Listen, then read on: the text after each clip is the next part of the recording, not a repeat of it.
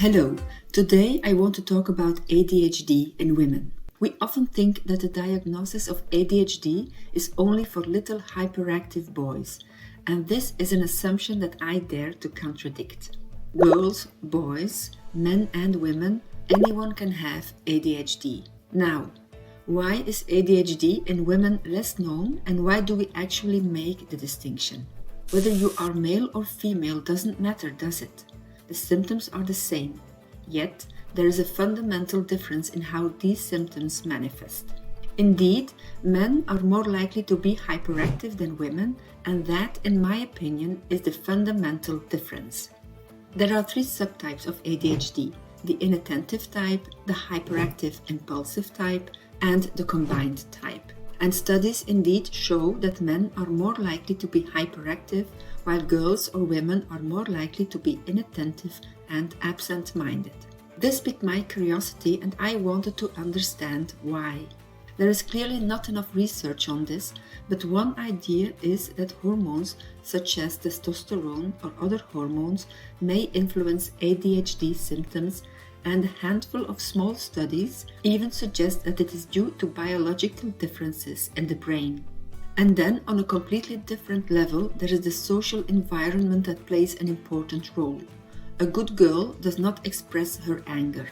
Girls are generally expected to be calmer and to behave well. So, yes, we keep quiet.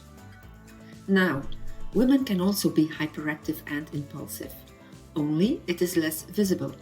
It manifests itself mainly in volatility, speaking before thinking, talking quickly. We are often labeled as chatterboxes and seen as chaotic or rebellious. And it goes without saying that the link with ADHD is not immediately made. Moreover, it is in our nature to overcompensate. We work harder to belong and be good. We often go to extremes to hide our suffering. And I think that explains why ADHD in women is misdiagnosed or not diagnosed at all. Doctors often think of depression or bipolar disorder. It happens that we ourselves come to the conclusion after we have observed, for example, our son or someone else in our environment with ADHD. Now, what are the consequences? They are big. It is usually worse than it seems. After a long history of personal failure, we lose our self-confidence and feel ashamed, which results in low self-esteem. When the symptoms finally surface, the damage is already done. Addiction to food, eating disorders, chronic pain, anxiety, burnout, and yes, it may even lead to depression and suicidal thoughts. In any case, I hope this video brings some clarity.